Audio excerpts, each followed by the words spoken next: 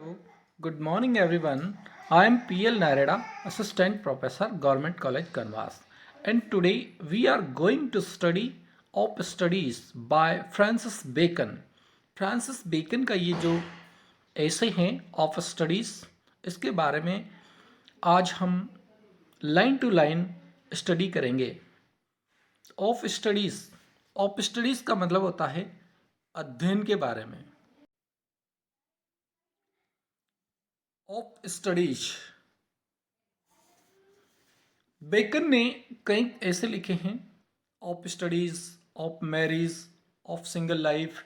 इसी क्रम में ये जो लेख है ऑफ स्टडीज अध्ययन के बारे में बताता है, अध्ययन की क्या क्या कमियां हैं और उसके क्या क्या फायदे हैं, इसमें बताया गया है। Studies serve for delight, for ornament and for ability. Studies जो है, सबसे पहली बात यहाँ पर बेकन ने स्टडी का प्लूरल शब्द काम में लिया है। स्टडीज़ यानी पढ़ाई, कई तरह की पढ़ाई, किसी पर्टिकुलर पढ़ाई के लिए नहीं कहा है। तरह तरह की जो वेराइटीज़ देखने को मिलती है अध्ययन में, उसके बारे में यहाँ पे बात की गई है। Studies serve for delight, for ornament and for ability.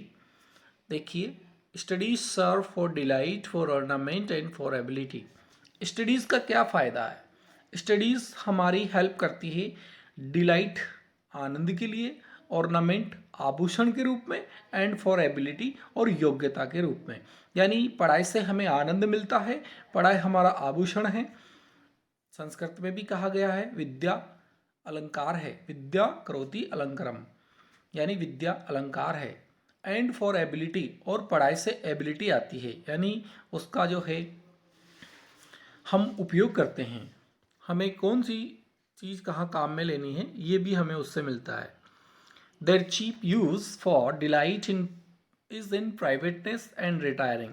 अब लेखक हमें बता रहा है कि पढ़ाई का जो फर्स्ट उपयोग है डिलाइट, वो हम कहाँ कर सकते हैं। पढ़ाई का हमें आनंद कब देती है? प्राइवेटनेस एंड रिटायरिंग, जब हम प्राइवेट बैठे हों, अकेले बैठे हों, या जब हम रिटायर हो गए हों, तब ये हमें आनंद देती है। फॉर ऑर्नामेंट, और आभूषण के रूप में, इज इन डिस्कोर्स। डिस्कोर्स का मतलब होता है बातचीत करना।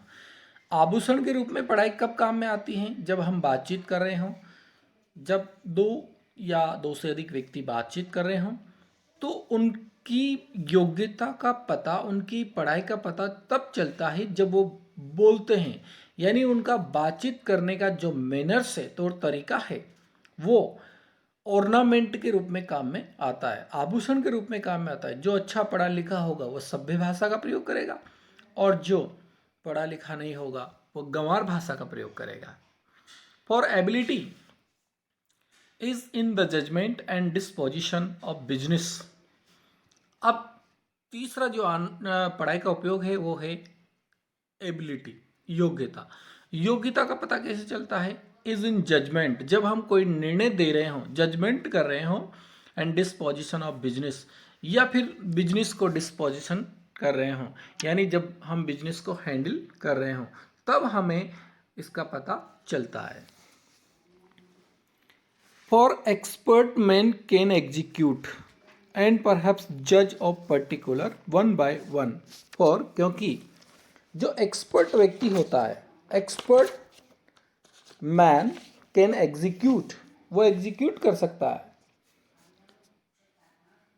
यानी जो एक्सपर्ट व्यक्ति होगा वो पढ़ाई का उपयोग करेगा, उसको काम में लेगा।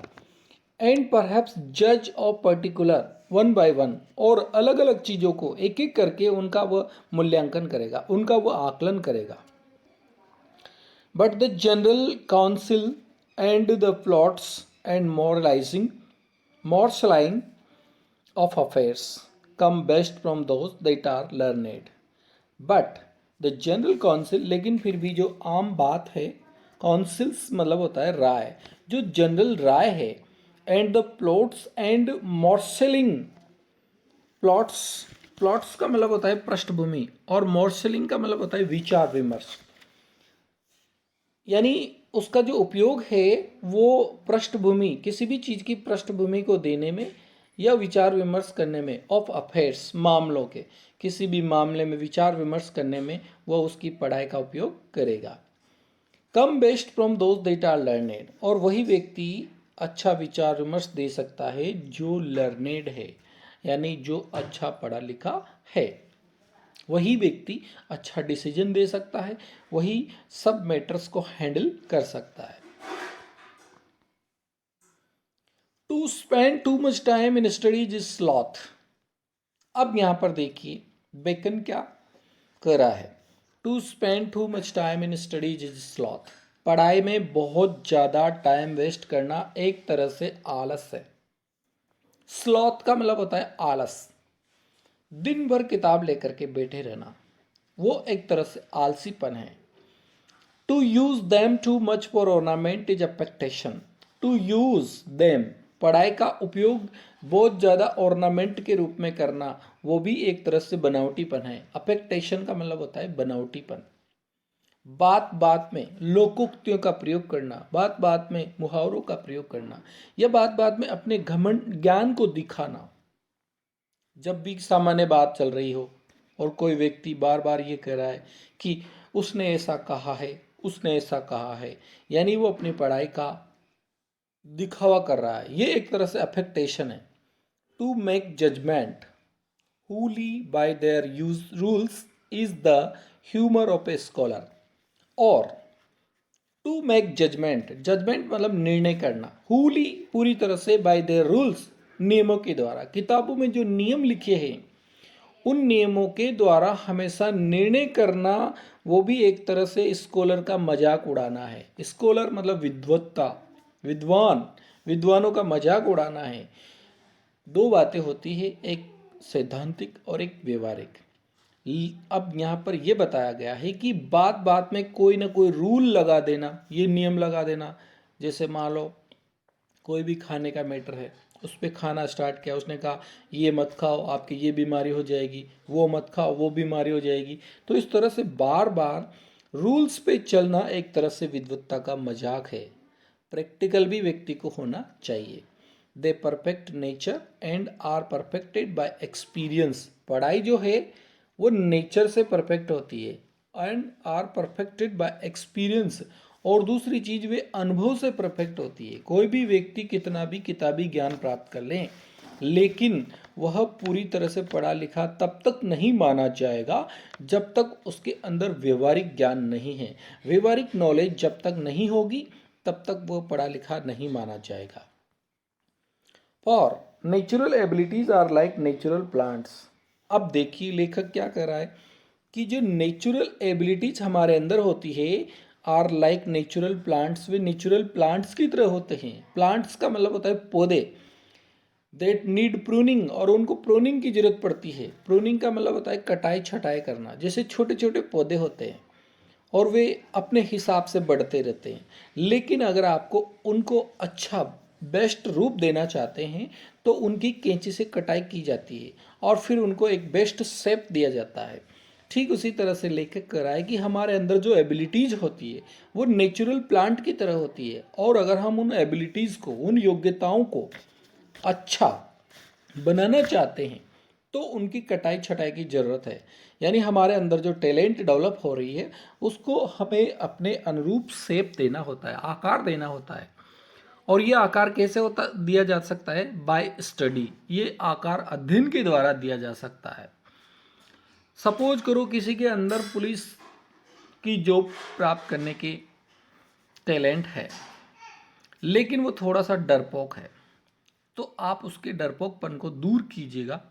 या उसका फिजिक, शारीरिक ढांचा जो है कमज़ोर है, उसके अंदर वो मन से बहुत दृढ़ है, मजबूत है, लेकिन उसका फिजिक जो है कमज़ोर है, तो उसको फिजिक मजबूत होना चाहिए, तब जाके वो पुलिस की नौकरी में जा सकेगा। तो यहाँ पर ये जो उसका फिजिक मजबूत करना है, ये प्रूनिंग है, यानी उसकी कटाई छटाई करना है। Studies themselves do give forth direction too much at large। और इस क्षेत्र में हमारी हेल्प कौन करेगा? Studies themselves do give forth direction। Direction मतलब दिशा। पढ़ाई के द्वारा हमें दिशा प्रदान की जाती है एट लार्ज, बहुत ज़्यादा हद तक। अगर हम अपने उद्देश्य में आगे बढ़ना चाहते हैं तो पढ़ाई ही वो चीज़ है जो हमें दिशा निर्देश देती है। Except they be bounded by experience, लेकिन पढ़ाई जो है उसको भी एक्सपीरियंस के द्वारा बाउंडेड किया जाता है। यानी पढ़ाई तब ही पूरी होगी जब उसको हम अनुभव के आधार पे परखेंगे। लेखक बेकन जो है उसने क्या लिखा है, crafty man condemn studies, simple man admire them and wise man use them. यहाँ पर कितनी अच्छी बात लेखक ने लिखी है। क्राफ्टी मैन कंडेमन स्टडीज, जो चालाक लोग होते हैं, क्राफ्टी का मतलब होता है चालाक, चालाक लोग कंडेमन स्टडीज, पढ़ाई की निंदा करते हैं। कंडेमन होता है निंदा करना, चालाक लोग पढ़ाई की निंदा करते हैं। सिंपल मैन एडमायर देम, जो सिंपल लोग होते हैं वो पढ़ाई की सिर्फ प्रशंसा करते हैं। And wise man use them, लेकिन बुद्धिमान व्यक्ति तो वो होते हैं जो पढ़ाई का उपयोग करते हैं। वाइज मैन यूज देम, बुद्धिमान व्यक्ति हम उनको कहेंगे जो पढ़ाई का उपयोग करते हैं। For they teach not their own use, क्योंकि वे, अब यहाँ पे देखिए, चालाक लोग होंगे वो पढ़ाई की निंदा करेंगे, वो कहेंगे पढ़ के क्या कर लोगे तुम, कौन सा पहाड़ उखाड़ लोगे, बहुत से लोग पढ़े लिखे हैं उन्होंने क्या कर लिया। और जो सिंपल लोग होंगे वो पढ़ाई की प्रशंसा करेंगे, वो आपसे कहेंगे कि पढ़ाई अच्छी चीज़ है, पढ़ लो लिख लो, कहीं ना कहीं काम आएगी। वाइज मैन यूज दैम, लेकिन बुद्धिमान व्यक्ति उन्हें कहा है जो पढ़ाई करते हैं और उस पढ़ाई का उपयोग भी करते हैं। For they teach not their own use, क्योंकि वे पढ़ाई जो है खुद के उपयोग के लिए नहीं बताते, but that is a wisdom without them, बल्कि वो बताते हैं कि पढ़ाई के बिना बुद्धिमानी नहीं है। And about them won by observation, और वे साथ के साथ ये भी कहेंगे कि सिर्फ पढ़ाई से ही बुद्धिमानी हासिल नहीं की जा सकती। That is a wisdom without them and about them वोन बाय ऑब्जर्वेशन। ऑब्जर्वेशन मतलब निरीक्षण के द्वारा। सिर्फ पढ़ाई से ही पूरा कार्य सफल नहीं होने वाला है। अगर आपको सफल व्यक्ति बनना है, if you want to be successful person, तो क्या करना पड़ेगा, आपको ऑब्जर्वेशन करना पड़ेगा। वही बात आ गई, प्रैक्टिकल नॉलेज भी बहुत ज़रूरी है। पढ़ाई ऑब्जर्वेशन के द्वारा पूरी होती है। यहाँ पर बेकन के जो सेंटेंस है वो एक कोट की तरह है। देखिए अगला कोट क्या कर रहा है, read not to contradict and confute, पढ़ो लेकिन कॉन्ट्रडिक्ट के लिए नहीं, कन्फ्यूट के लिए नहीं। कॉन्ट्रडिक्ट का मतलब होता है विरोधाभास, पढ़ो लेकिन विरोध करने के लिए नहीं, विरोधाभास के लिए नहीं। एंड कन्फ्यूट, और भ्रम करने के लिए, भ्रम पैदा करने के लिए भी मत पढ़ो। Nor to believe and take for granted, इसलिए भी मत पढ़ो कि आप उसमें विश्वास करने लग जाओ। एंड टेक फॉर गारंटेड, और उसको गारंटेड मान लो। इसका हम इस तरह से समझ सकते हैं, जैसे जो जॉन डन है उसने कहा go and catch a falling star, उसकी एक कविता है, उसमें कहा कि ऐसी कोई स्त्री नहीं मिल सकती जो खूबसूरत भी हो और जो वफादार भी हो। अब अगर हम जॉन डन की बात में बिलीव करें, उसमें पूरी तरह से विश्वास करें, तो बहुत सारी ऐसी औरतें जो खूबसूरत होती है और वफादार होती है, उनके लिए ये गलत होगा। एंड टेक फॉर गारंटेड, और हमें उसकी गारंटी भी नहीं माननी चाहिए। यानी जो भी चीज़ हम पढ़ें उसमें पूरी तरह से विश्वास नहीं करना चाहिए। तो फिर क्या करें, not to find talk and discourse, हम सिर्फ इसलिए नहीं पढ़ें कि हमें डिस्कर्स और टॉक करने का बहाना मिल जाए। यानी हम सिर्फ इसलिए नहीं पढ़ें कि हम पढ़ लिख करके बातचीत सही ढंग से कर सके या डिस्कर्स कर सके। डिस्कर्स मतलब वाद विवाद कर सके, वार्तालाप कर सके। तो फिर क्यों पढ़ें, but two way and consider, बल्कि हमें वे करना चाहिए। वे मतलब तोलना चाहिए, कंसीडर समझना चाहिए। वे का मतलब होता है वेट, यानी किसी भी चीज़ को जांचें, परखें और समझें। कंसीडर का मतलब होता है समझना। हम सिर्फ विरोध करने के लिए या भ्रमित करने के लिए नहीं पढ़ें, हम जो पढ़ें उसमें विश्वास करने के लिए नहीं पढ़ें और फिर गारंटेड मानने के लिए भी नहीं पढ़ें, बल्कि हम जो पढ़ें उसको हम वे आकलन करें उसका और कंसीडर और उसको समझें कि इसमें कितना सही है और कितना गलत है। Some books are to be tasted, कुछ किताबें टेस्ट करने के लिए होती है। Some books are to be tasted, others to be swallowed, and some few to be chewed and digested। फिर से बेकन ने यहाँ पे एक महत्वपूर्ण कोट किया है, some books are to be tasted, कि कुछ किताबें जो है टेस्ट करने के लिए होती है। जैसे हम खाना खाते हैं, कभी कभी हमें भूख कम लगती है तो हम सिर्फ थोड़ा सा चख लेते हैं, ऐसे ही कुछ किताबें थोड़ी सी पढ़ने के लिए होती है।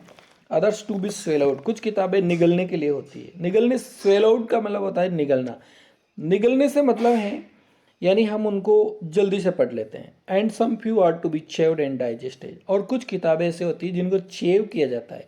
चेव का मतलब होता है चबाना, एंड डाइजेस्ट मतलब पचाना। कुछ किताबें महत्वपूर्ण होती है, उनको चेव भी किया जाता है और उनको डाइजेस्ट भी किया जाता है। अब इसको देखिए, दैट इज अर्थात some books are to be read only in parts, कुछ किताबें सिर्फ पार्ट्स में पढ़नी है, यानी उनका कुछ पार्ट ही आपको पढ़ना है। सपोज करो आप जर्नी पे हो, आप यात्रा कर रहे हो, तो वहाँ पर आपके पास जो बुक होगी वो आप उसके छोटे छोटे भाग से आप पढ़ लेंगे। Others to be read but not curiously, जो दूसरी लेखक ने कहा कि कुछ किताबें निगलने लायक होती है, स्वेलआउट होती है, उनके लिए है अदर्स टू बी रीड, उनको पढ़ना चाहिए बट नॉट क्यूरियसली, लेकिन उनको हम ज़्यादा जिज्ञासा से नहीं पढ़ सकते। जैसे हम अखबार पढ़ते हैं तो उसको हम थोड़ा थोड़ा पढ़ लेते हैं, जो मेन खबर होती है उसको हम जिज्ञासा से पढ़ लेते हैं। And some few to be read wholly with diligence and attention, लेकिन कुछ किताबें ऐसी होती है जिनको हमें पूरा पढ़ना पड़ता है। डिलिजेंस मतलब गहराई से पढ़ना पड़ता है, अटेंशन मतलब ध्यान से पढ़ना पड़ता है। जैसे हमारे कोर्स बुक की जो बुक्स है, हमारे जो जिन बुक्स को हम पढ़ करके एग्जाम में पास होंगे उनको गहराई से और ध्यान से पढ़ना पड़ता है। Some books also may be read by deputy, कुछ किताबें ऐसी भी हैं जिनको हम डिप्टी के माध्यम से पढ़ सकते हैं, अधीनस्थ के माध्यम से पढ़ सकते हैं। जैसे 4-5 जने इकट्ठे हो रहे हैं और एक जना पढ़ रहा है और 4-5 उसका आनंद ले रहा है। डिप्टी मतलब अधीनस्थ। And extract made of them by others, और उनमें से एक्सट्रैक्ट निकाल सकते हैं दूसरे के द्वारा, उनमें से यानी कुछ किताबें जो हैं कोई दूसरा व्यक्ति पढ़ सकता है और फिर उनमें से उसका जो अनुवाद है, एक्सट्रैक्ट है, उसका जो भाव है वो हमें बता सकता है। जो कम महत्वपूर्ण किताबें होती है उनके साथ ऐसा हो सकता है, but that would be only in less important arguments. अब लेखक ने कहा भी है कि ऐसा कुछ महत्वपूर्ण मामलों में ही हो सकता है, जो कम महत्वपूर्ण है, लेस इम्पोर्टेंट है, यानी जैसे कोई कहानी है, कहानी की बुक है, तो उसको दूसरा व्यक्ति हमें सुना सकता है और वो हमें समझा भी सकता है। Else, distilled books are like common distilled waters, flashy things। लेखक कहता है कि जो बुक्स है वो कैसी है, and meaner sort of books. Else अन्यथा distilled books are like common distilled water, distilled जो बुक्स है वो डिस्टिल वाटर की बोतल की तरह हो जाएगी। फ्लैशी थिंग्स बिल्कुल बेकार, जैसे डिस्टिल वाटर की बोतल होती है उसके सारे मिनरल्स खत्म हो जाते हैं, ऐसे ही अगर आप सारी बुक्स जो है उनको दूसरों से पढ़वाएंगे और वो आपको अर्थ समझाएंगे तो फिर वो किताबें जो है आपके लिए टेस्टलेस हो जाएगी, फ्लैशी थिंग्स हो जाएगी, यानी वो चीज़ें जो है बिल्कुल बेकार हो जाएगी। Reading make the full man, अब यहाँ पर लेखक हमें बता रहा है कि पढ़ने का क्या फायदा है। Reading make the full man, ये मैक जो है ओल्ड इंग्लिश का है मैक, पढ़ने से व्यक्ति फुल हो जाता है, जो व्यक्ति जितना पढ़ता है उसके पास उतना ही ज्ञान होता है। Reading make a full man, पढ़ने से व्यक्ति फुल हो जाता है। Conference a ready man, conference का मतलब होता है बातचीत करना। और रेडी मैन, उससे व्यक्ति तत्पर हो जाता है। कॉन्फ्रेंस मतलब सभा, भाषण, उसमें जो बोलता है व्यक्ति, उससे व्यक्ति तत्पर हो जाता है। उसको पता है कि कौन से श्रोताओं के बीच में किस तरह की बात करनी है। And writing an exact man, और लेखन कार्य से जो व्यक्ति ज़्यादा लिखता है वो एग्जैक्ट हो जाता है, यानी सटीक शब्दों का प्रयोग करना वो सीख जाता है। जो व्यक्ति बार बार लिखता है, बहुत सी बार लिखता है, वो एग्जैक्ट हो जाता है। And therefore if a man write little, अगर एक व्यक्ति बहुत कम लिखता है, he had need have a great memory, तो उसकी मेमोरी ज़्यादा होनी चाहिए। जो व्यक्ति कम लिखता है तो उसको याददाश्त ज़्यादा होनी चाहिए, नहीं तो फिर उसके साथ दिक्कत पैदा हो जाएगी। इफ़ ही कन्फेयर लिटिल, अगर वो बहुत कम कन्फेयर करता है, if he कन्फेयर little,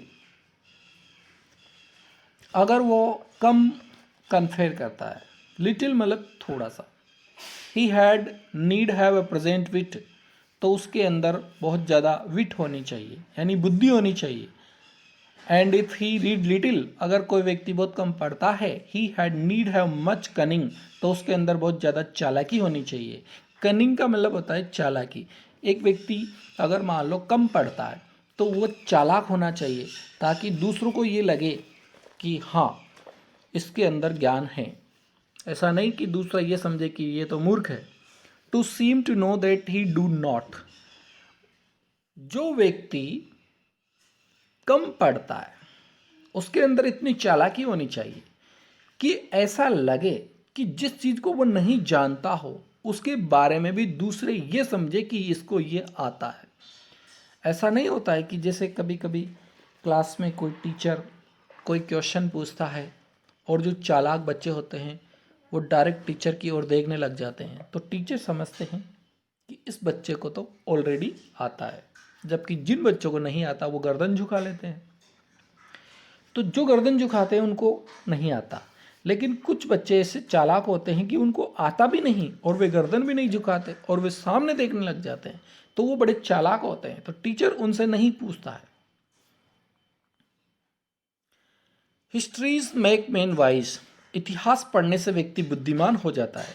histories make man wise, इतिहास पढ़ेगा व्यक्ति तो बुद्धिमान हो जाएगा। पोइट्स विट, अगर कवियों को पढ़ेगा तो वो बुद्धिमान विट्टी हो जाएगा। विट्टी मतलब चालाक, चतुर हो जाएगा।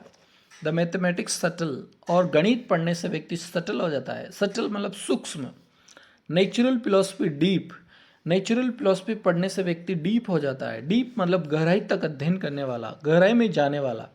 मॉरल ग्रेव, मॉरल नैतिक, नैतिकताओं की जो बुक्स है उनको पढ़ने से व्यक्ति गंभीर हो जाता है। Logic and rhetoric able to contend, logic और रेटोरिक पढ़ने से, तार्किक किताबों को पढ़ने से व्यक्ति एबल टू कंटेंट, किसी भी चीज़ से संतुष्ट होने में समर्थ हो जाता है, यानी वो फिर बात बात पे असंतुष्टि जाहिर नहीं करता है। कंटेंट का मतलब होता है संतुष्ट, और एबल मतलब समर्थ, किसी भी चीज़ को वो समझने में समर्थ हो जाता है। यहाँ पे एक Greek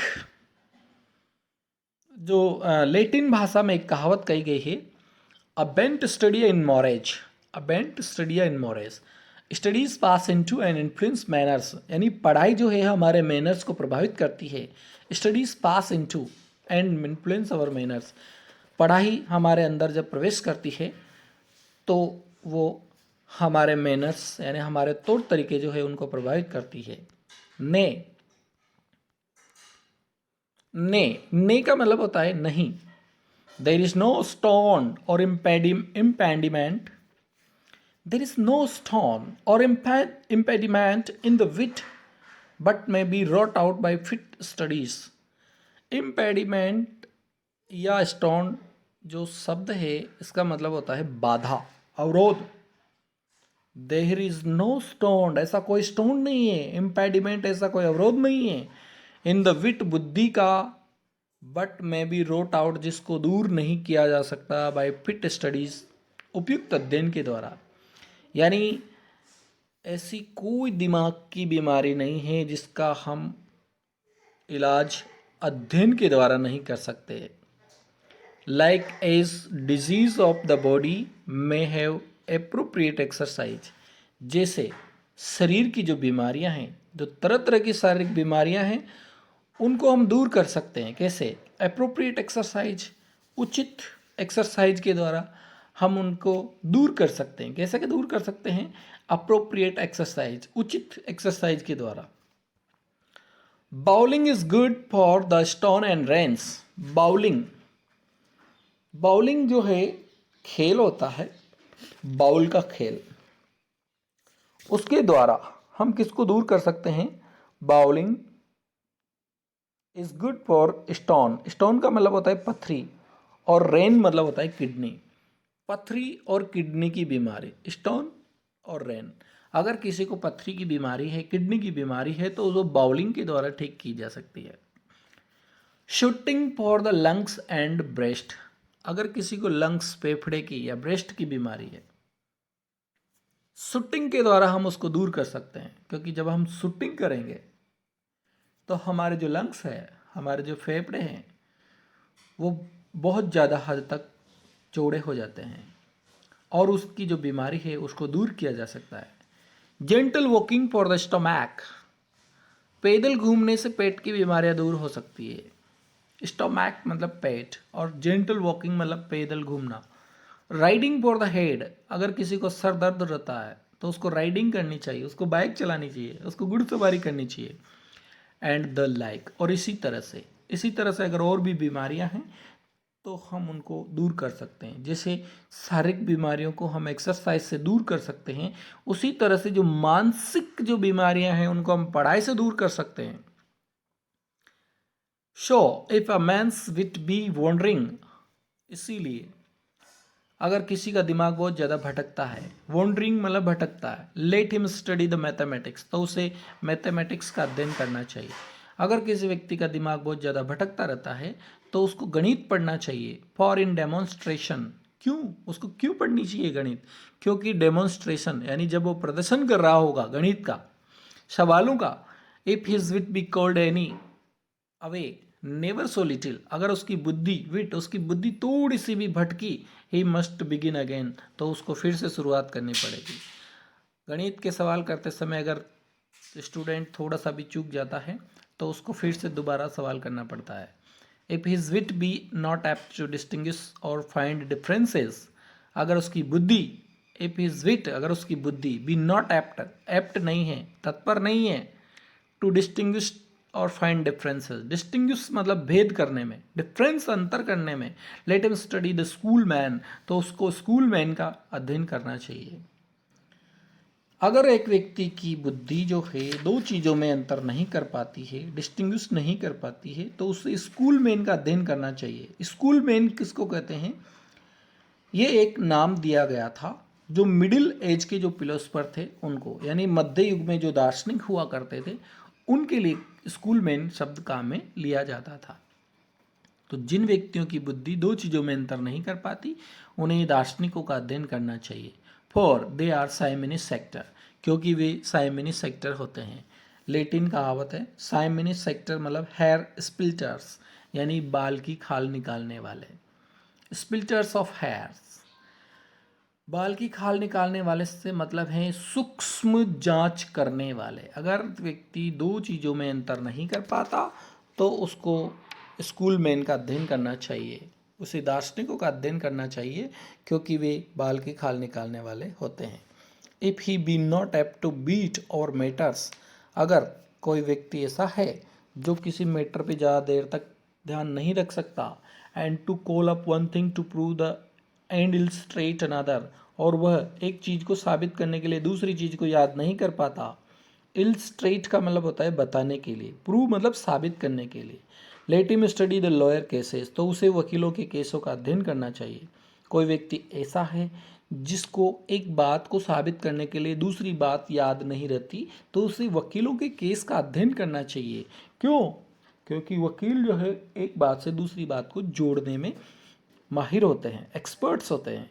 show every defect of the mind may have a special receipt. So every defect of the mind, इसीलिए माइंड का प्रत्येक जो डिफेक्ट है हैव ए स्पेशल रिसीट, उसका एक अच्छा इलाज किया जा सकता है। तो साथियों, आपको ये लेसन कैसा लगा आप मुझे कमेंट करके बताइए और अपने साथियों को इस चैनल को सब्सक्राइब करने के लिए कहिएगा और शेयर कीजिएगा। Thank you.